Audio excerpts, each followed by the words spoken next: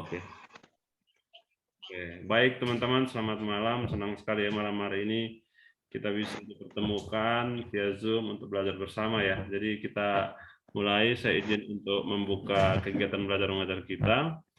Nah, jadi di awal dulu mungkin izinkan saya untuk menerangkan sedikit perbedaan antara jenis soal P3K dan juga seleksi ASN kemarin, PNS kemarin. Jadi kalau PNS itu kan dia dari awal tahap administrasi.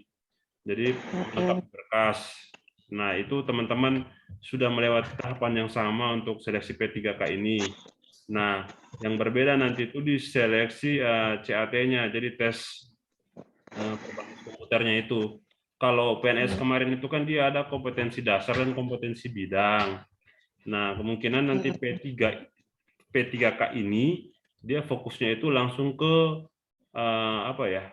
Kompetensi bidang gitu. Jadi diberikan soal-soal yang emang nanti akan mengukur pengetahuan dan pemahaman teman-teman terkait bidang profesi masing-masing. Jadi ya kalau teman-teman saat ini sebagai tenaga teknis kefarmasian ya nanti soal-soalnya seputar itu. Hanya kita juga belum tahu apakah nanti karena ini P3K Kemenkes akan ada keluar soal-soal yang terkait Kemenkes secara umum, misalnya visi misi Kemenkes, terus program yang diunggulkan oleh Kemenkes atau digaungkan oleh Kemenkes saat ini, terus tema Hari Kesehatan Nasional seperti itu tuh memang belum keluar kisi-kisinya. Nanti mungkin untuk antisipasi kita akan pelajari, tapi saran saya sih jangan dipelajari di awal, nanti kita pelajari di bagian akhir. Ini mungkin untuk malam ini saya akan menjelaskan atau berbagi ya terkait peran tenaga teknis kefarmasian ya dalam hal ini di rumah sakit, baik itu di rumah sakit, apotek ataupun puskesmas. Jadi menurut saya sih terkait standar pelayanan kefarmasian di rumah sakit itu pasti akan keluar. Jadi tugas orang farmasi dalam hal ini ada tugasnya sebagai pengelolaan perbekalan farmasi, obat dan alat kesehatan. Terus yang kedua itu dia melakukan kegiatan farmasi klinis, itu kemungkinan besar sebagian soalnya itu akan keluar dari situ. Maka dari itu nanti mohon izinnya untuk share Permenkesnya ya. Tapi teman-teman udah tahu belum Permenkes tentang standar pelayanan kefarmasian di rumah sakit itu diatur di Permenkes nomor berapa? Duh, lupa Bang. Lupa ya? Mbak Rini tuh biasanya tahu tuh.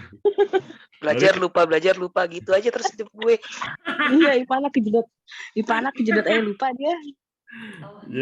Jadi gini, mungkin sebagai tips juga sih. Jadi kalau misalnya belajar itu biar nggak lupa, upayakan ciptakan jembatan keledai sendiri gitu. Misalnya nih, oh saya mau hafal terkait Permenkes gitu kan. Oh Permenkes, misalnya nih kita akan membahas terkait Permenkes yang mengatur tentang standar pelayanan kefarmasian di rumah sakit.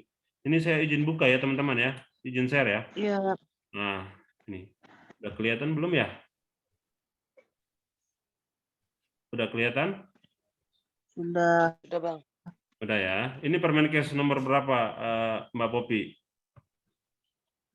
Nomor 72 tahun 2016, Bang. Nah, jadi kalau malam ini kita udah tahu nomor 72 tahun 2016, sekiranya 72 2016 ini diingat. Jadi ya kalau bisa jangan dilupakan. Jadi biar yang kita pelajari itu nggak terlupakan ya, ciptakan poin ini sebagai kenangan lah gitu. Kalau lihat aktor Korea yang ganteng kan itu sekali lihat langsung terkenang-kenang ya. Ya kayak Oh. Jungkook atau siapa sih? Jengkok. Jungkook. Nah, jadi Jongki yang berdatang. 72 tahun 2016 tuh standar pelayanan kefarmasian di rumah sakit. Kalau nomor 73 2016 itu di apotek. Nomor 74 2016 itu di puskesmas. Itu aja sih perbedaannya. Nomor 72 74. 72 itu rumah sakit. Ini ya Rumah sakit. Ini kelihatan sepele, tapi terkadang hal-hal yang sepele seperti ini tuh ditanyakan. Kayak waktu angkatan saya dulu 2018 tesnya itu masa ditanyain formularium bukan farmakope edisi 4 itu dikeluarkan tahun berapa tuh, soalnya serece itu kan.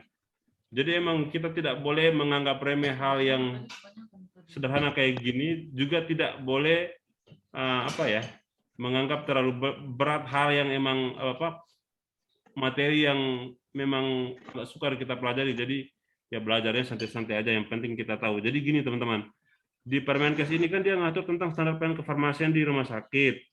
Nah, baik TTK ataupun farmasi klinis apoteker, panduan kita tuh ada di sini. Jadi Permenkes ini paling tidak ya mungkin 5 nomor, 6 nomor soal itu akan keluar dari sini teman-teman. Nah, biar nggak lama, saya langsung aja ya. Nih, mungkin bisa dipahami dulu ya. Ini sedikit aja sih di awal ya. Ini pelayanan kefarmasian, pelayanan yang langsung bertanggung jawab kepada pasien berkaitan dengan sediaan farmasi dengan maksud mencapai hasil yang pasti untuk meningkatkan mutu kehidupan pasien. Ini sebenarnya sangat teoritis, tapi ya sekilas kunci pelayanan kefarmasian itu pelayanan terkait obat yang bertanggung jawab kepada pasien, itu aja sih. Pelayanan terkait farmasi yang bertanggung jawab kepada pasien itu. Nah, lanjut ya. Ini resep. Ya, ini sederhana sih, tapi perlu kita refresh lagi gitu kan. Mana tahu nanti ditanya di soal resep adalah apa ya, kita pada bingung gitu kan. Nih, permintaan tertulis dari dokter atau dokter gigi kepada apoteker baik dalam bentuk paper maupun elektronik kan. Kalau di RSCM itu kita resepnya udah dalam bentuk apa, Mbak Rini? Ada paper, ada elektronik kalau di Kencana. Oke, Mbak Rini luar biasa. Paper ini ya manual ya, teman-teman ya. Manual yang kadang susah untuk kita baca. Kalau elektronik kan tulisannya sudah jelas karena udah dalam bentuk komputerisasi kan. Untuk menyediakan dan menyerahkan obat bagi pasien sesuai peraturan yang berlaku. Ini singkat aja kayak gini lah. Kata kuncinya itu dari dokter, permintaan tertulis dari dokter gigi kepada dokter gigi ataupun dokter umum kepada apoteker ya. Kalau dulu sih masih ada dokter hewan teman-teman. Sekarang udah nggak ada ya tulisan dokter hewannya ya. Ini dari dokter atau dokter gigi ya. Dua ini aja nih, kepada siapa? Kepada apoteker. Jelas ya teman-teman. Terus sediaan farmasi. Dia nanya ini kemungkinan akan keluar nih sediaan farmasi. Kebanyakan tenaga farmasi, entah itu apoteker ataupun tenaga teknis itu nggak tahu perbedaan sediaan farmasi itu apa, obat itu apa, obat tradisional apa, kosmetik itu apa. Jadi sediaan farmasi itu adalah gabungan obat, bahan obat, dan obat tradisional serta kosmetik. Itu sediaan farmasi. Nah, contoh ya, kayak misalnya nih di IGD lantai 1, obat misalnya Cefoperasun Sulbactam, bahan obat nih ya, saya contohkan misalnya kita pengen bikin racikan, jadi misalnya satu racikan salep gitu ya, kita ada vaselinnya. Nah, vaselin itu kan bukan obat, dia kan bahan obat ya. Nah, itu masuk. Kemudian obat tradisional ini kan dibagi menjadi 3 ya teman-teman. Apa aja, ada yang tahu bisa bantu jawab Kak Ivana? Obat tradisional, Obat fitofarmaka, obat jamu, sama obat herbal, obat batuk herbal ya. Nah, jadi jawabannya itu sudah tepat tapi agak keliru dikit. Jadi yang pertama itu kan jamu kan, yang kedua itu kan obat herbal terstandar, yang ketiga itu kan fitofarmaka. Jadi bukan obat batuk herbal kayak Pernah OBH. baca gue obat batuk itu kan herbal gitu. Ivana ingat OBH. Setidaknya kan Kak Ivana udah ada jembatan keledai kan tuh. Jadi jamu, obat herbal terstandar sama fitofarmaka. Nah, kemudian ada kosmetik ya. Jadi sediaan farmasi itu ada berapa? Ada 1, 2, 3, 4 ya teman-teman ya. Ya. Pokoknya ini nih. Jadi ya dibaca, diingat, kemudian dikenang lah ya. Biar nggak lupa lagi gitu. Nah, sekarang ya obat tradisional. Obat tradisional kan Kak Ivana udah sebut benar tadi. Itu juga harus tahu cara membedakannya. Nanti di belakang akan kita bahas juga tuh perbedaan logonya, karena kemungkinan di kisi-kisi itu keluar juga tuh. Berikut ini adalah logo dari jamu. Nah, ya, mirip banget itu. Jadi kan mirip-mirip tuh. Jadi iya. bedanya jamu, fitofarmaka sama obat herbal terstandar tuh selain dari pengertiannya ya dari logonya juga kan. Nah, kalau dari pengertian Daun-daun. jamu, siapa yang kali ini bisa tahu nggak bedanya jamu sama obat herbal terstandar? Kalau jamu cuma uji turun-temurun ya? Apa Betul. namanya? belum Berdasarkan teruji. pengalaman Empiris. wih, keren. Empiris. Nah, jadi jamu adalah obat tradisional ya yang digunakan berdasarkan pengalaman empiris ya. Jadi pengalaman berobat secara turun-temurun kan. Itu jamu. Dia belum mengalami pengujian praklinis atau klinis kan, itu jamu. Kalau obat herbal terstandar Mbak Popi, apa Mbak? Obat herbal terstandar. Kalau obat herbal terstandar itu berasal dari ekstrak, Bang, ekstrak tumbuhan atau hewan. Oke. Terus pembuatannya lebih memerlukan tenaga kerja dengan keterampilan pembuatan ekstrak. Oke, baik.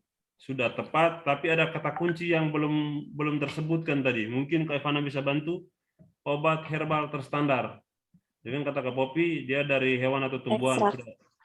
Sudah benar. Dia harus ada uji klinisnya, bukan? Nah, oke. Saya izin. Uji praklinis ya. Jadi ada yang klinis, ada yang praklinis ya. Saya izin untuk merangkum ya. Jadi jawabannya itu hampir sesuai. Jadi kalau obat herbal terstandar itu obat tradisional yang proses pembuatannya itu baik dia berasal dari tumbuhan atau hewan, yang proses pembuatan itu sudah terstandar dari mulai bahan bakunya, terus ekstraknya, cara pembuatannya itu sudah terstandar. Jadi kata kuncinya kan terstandar dan sudah mengalami pengujian praklinis. Biasanya sih itu obat herbal terstandar OHT. Kalau yang obat uji klinis itu fitofarmaka. Jadi obat tradisional yang sudah mengalami uji klinis. Nah, itu fitofarmaka. Nah, fitofarmaka juga di Indonesia ini tidak banyak gitu. Begitu juga dengan OHT, nanti contohnya kita bahas di belakang. Kita lanjut ya teman-teman ya. Jadi kuncinya tadi jamu itu belum mengalami pengujian praklinis atau klinis berdasarkan pengalaman empiris. Obat herbal terstandar itu obat yang dibuat dengan standar khusus, dalam hal ini dari bahan baku beserta proses pembuatannya dan sudah mengalami pengujian praklinis. Kalau obat fitofarmaka itu adalah obat tradisional yang sudah mengalami uji praklinis dan klinis. Gitu. Bang, slide-nya nggak jalan, Bang. Kenapa? Slide-nya kagak jalan, emang nggak jalan ya? Ini saya geser ya, udah jalan ini. Sudah. Nah, jadi ini sekarang nih, ini obat. Obat ini kan sederhana, bahan atau paduan bahan termasuk produk biologi yang digunakan untuk mempengaruhi atau menyelidiki sistem fisiologi. Ini nggak usah panjang-panjang karena nggak mungkin ditanya spesifik kayak gini. Nah ini nih alat kesehatan sama bahan medis habis pakai teman-teman. Kan selama ini teman-teman bilang di IGD, oh lagi mau nginput apa? Saya mau nginput BMHP gitu kan. Pernah nggak kita bilang kita mau nginput nih penggunaan alkes dari lantai 3 gitu? Jarang ya, lebih banyak kita input BMHP ya. Iya. Nah, jadi BMHP sama alat kesehatan tuh beda. Sebenarnya tuh kalau untuk alat kesehatan sendiri, dia tuh instrumen, aparatus atau mesin yang ditujukan untuk kegiatan mencegah, mendiagnosis atau menyembuhkan. Tapi alat kesehatan ini kuncinya dia bisa digunakan berkali-kali. Contoh misalnya alat tensi, itu alat kesehatan atau BMHP? Alat kesehatan. Alat kesehatan ya, misalnya apa lagi ya? Alat tensi, kemudian infus pump. Termometer. Oke. Kalau BMHP beda, BMHP itu alat kesehatan, dia masuk alat kesehatan, tetapi ditujukan untuk penggunaan sekali pakai atau single use, yang produknya diatur dalam peraturan perundangan. Jadi kayak sepet, sarung tangan, aboket, infuset, transfusiset, itu kan masuknya BMHP ya. Jadi harus tahu perbedaannya. Nah, ini apoteker, sarjana farmasi yang telah lulus sebagai apoteker dan telah mengucap sumpah. Nah, apa itu TTK? TTK adalah tenaga yang membantu apoteker dalam menjalani pekerjaan kefarmasian yang terdiri dari sarjana farmasi. Nah, ini kalau dulu sih masih kayak gini nih ya, sarjana farmasi, ahli media farmasi dan analis farmasi ya. Ini masuk dalam TTK. Jadi sebenarnya kalaupun ada teman kita yang udah S1 farmasi, dia statusnya sama juga sama teman-teman yang masih D3 farmasi gitu. Sama-sama tenaga teknis kefarmasian. Jelas ya teman-teman ya? Jelas. Jelas Bang. Nah, ini standar pelayanan kefarmasian di rumah sakit. Nah, kunci atau poin penting dari pembelajaran kita malam ini nih sebenarnya ada dua ini sih. Pengelolaan sediaan farmasi alat kesehatan dan bahan medis habis pakai dan pelayanan farmasi klinis. Ini saya rasa teman-teman setiap harinya itu sudah melakukan, tapi mungkin kita perdalam lagi ya dari poin-poin yang bisa kita pelajari. Ini poin A ya. Jadi pengelolaan sediaan farmasi alat kesehatan dan bahan medis habis pakai ini biasa disederhanakan dengan kegiatan manajemen farmasi kan atau farmasi manajemen. Nah, yang kedua ini farmasi klinik gitu. Pertanyaannya, apakah teman-teman TTK itu terlibat dalam kedua tahap ini? Mbak Popi bisa bantu jawab, Mbak?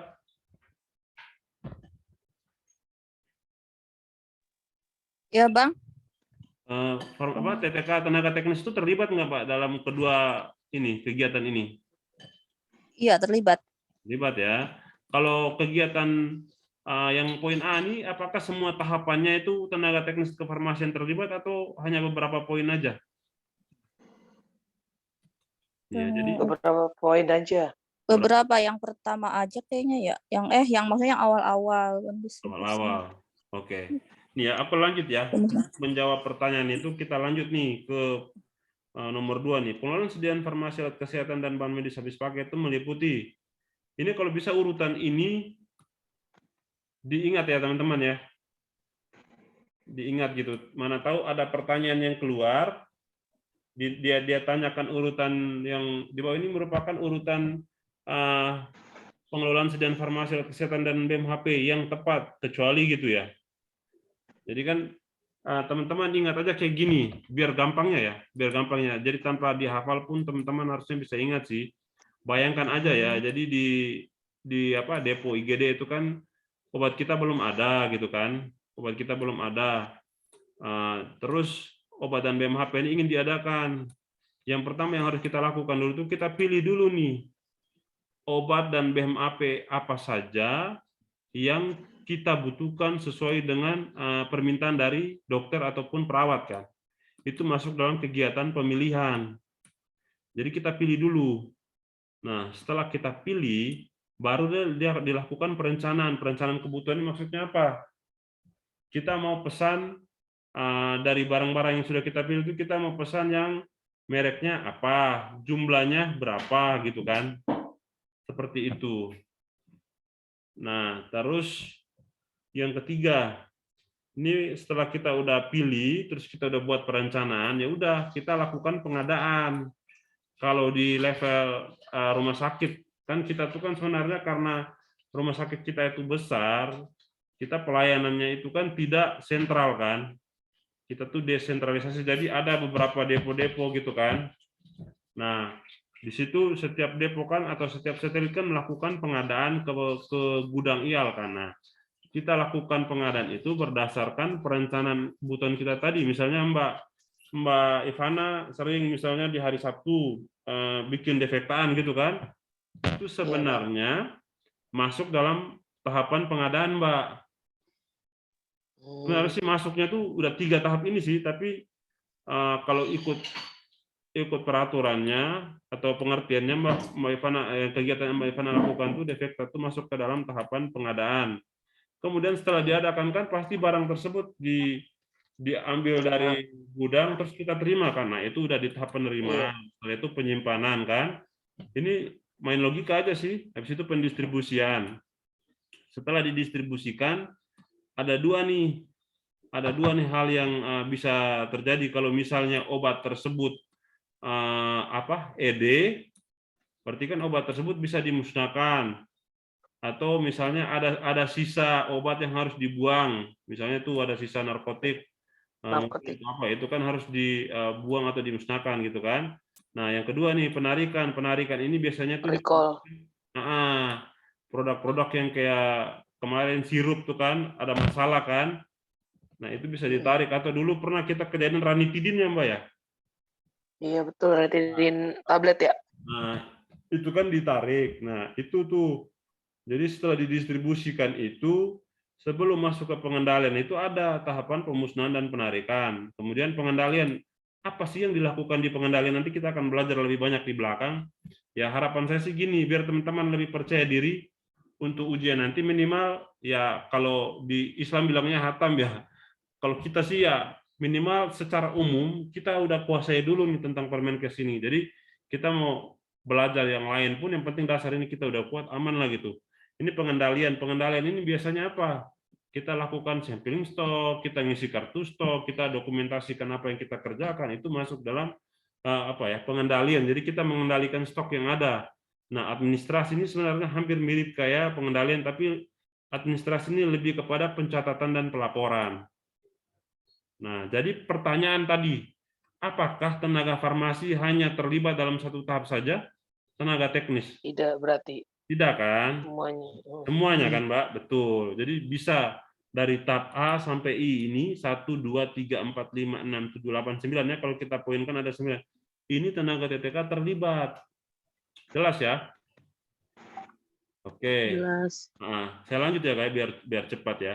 Pelayanan farmasi klinis nih berikutnya. Nah, kalau ikut peraturan yang ada, kalau di peraturan petunjuk teknis itu tuh kayak terkesan pelayanan farmasi klinis tuh hanya kerjaan apoteker, tapi kalau melihat dari peraturan Permenkes ini itu bukan hanya tanggung jawab apoteker, tetapi kegiatan farmasi klinis ini sebagian dari sini itu bisa dilakukan oleh teman-teman TTK.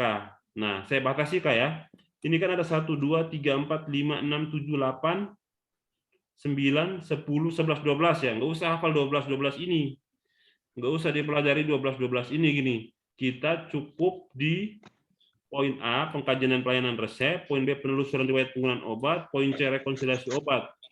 Nah, PIO dan konseling ini cukup kita tahu sedikit. Kalau yang visit, pemantauan terapi obat, dan lain-lain ini punya apoteker, jadi sangat kecil kemungkinan akan keluar di soal ujian nanti. Nah, kenapa ini penting untuk dipelajari? Karena apa? Karena inilah kegiatan kita ya, kegiatan teman-teman selama melakukan pelayanan farmasi di rumah sakit kan, Kak? Nah, jadi, bayangkan aja lah, farmasi klinis apa aja? Bayangkan aja lah dari mulai meja komputer depan itu kan, begitu resep masuk apa yang kita lakukan? Kita melakukan poin pertama pengkajian dan pelayanan resep. Nanti ada tuh resep itu kita kaji dari segi mana aja, administrasi kan, administratif, terus farmaseutik dan klinis ya. Itu nanti kita akan pelajari spesifik di belakang. Kenapa harus kita pelajari? Karena menurut saya sih harusnya ditanyakan sih di soal. Harusnya keluar gitu. Jadi ya 50% harusnya itu akan ditanyakan. Farmaseutik itu apa? Terus verifikasi dari segi administratif itu apa? Klinis itu apa? Nanti kita akan pelajari lebih jauh di belakang. Hanya ini diingat dulu teman-teman ya. Yang pertama apa? Pengkajian dan pelayanan resep.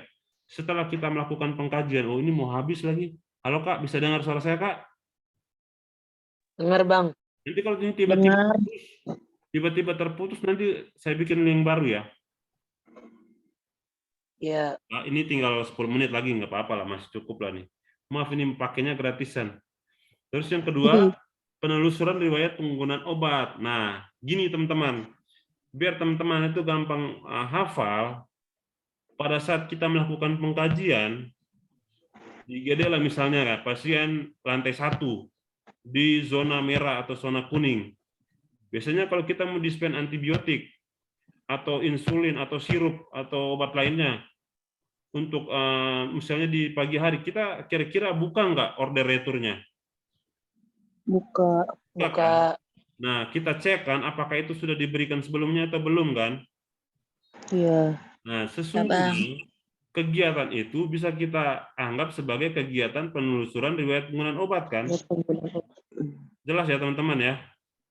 Jelas. Itu Iya Bang. Penelusuran riwayat penggunaan obat. Jadi kita berpikirnya membayangkan untuk mengingat ini itu dari apa yang kita lakukan. Oh, pertama apa ya? Oh, begitu resep masuk saya lakukan pengkajian dan pelayanan resep gitu kan.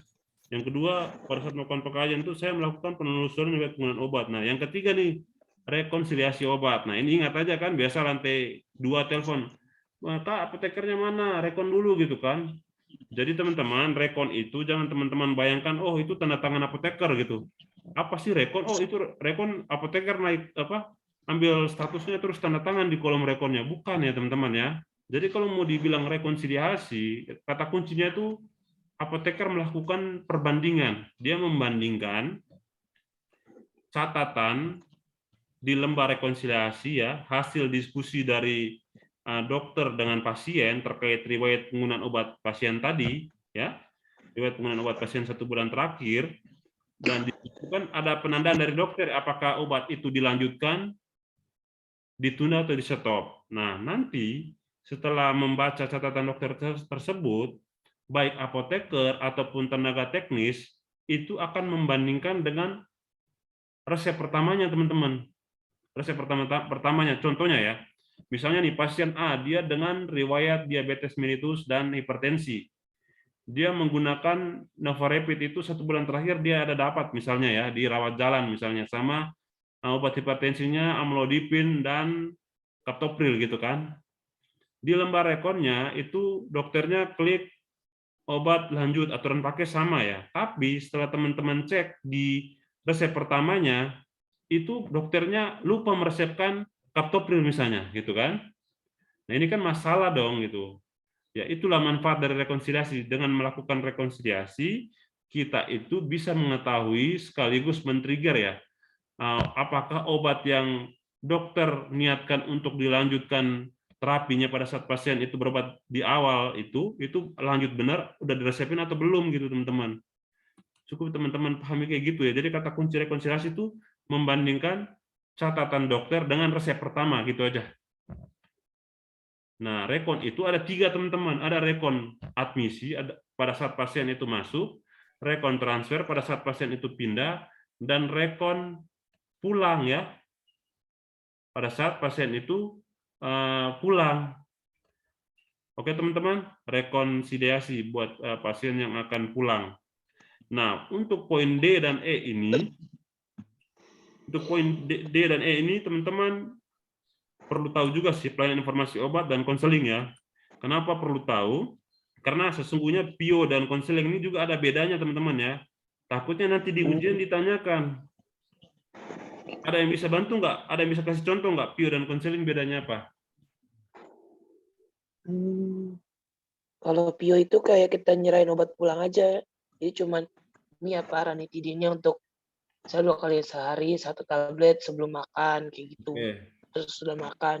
Kalau konseling itu kayak lebih kayak ke mungkin nanti ada interaksi obatnya atau apa gitu. Betul. Oh berarti baik. Berarti dari Mbak Ivana kesimpulannya kalau PIO itu informasinya itu kayak terbatas pada apa ya, kayak aturan pakai, indikasi kayak gitu ya. Tapi kalau untuk konseling informasinya tuh lebih mendalam ya Mbak ya. Iya Bang. Oke. Sampai interaksi obat, mungkin kontraindikasi, riwayat alergi atau kemungkinan efek samping. Nah, itu masuk dalam poin-poin informasi yang perlu dikonselingkan. Nah, Mbak Popi bisa berikan perbedaan yang lain, Mbak, PIO dan konseling? Oh, sama kayak Kak Ivana kayaknya Bang. Jadi kayak kalau PIO yang kayak berapa kali mungkin dipakai obatnya, konseling lebih ke kayak konsul gitu.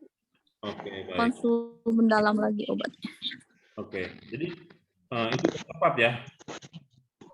Ini Abang izin melengkapi ya. Jadi kalau PIO, pelayanan informasi obat, itu kan dia bisa memungkinkan itu hanya dilakukan satu arah gitu. Kalau konseling komunikasinya itu harus 2 arah. Ya.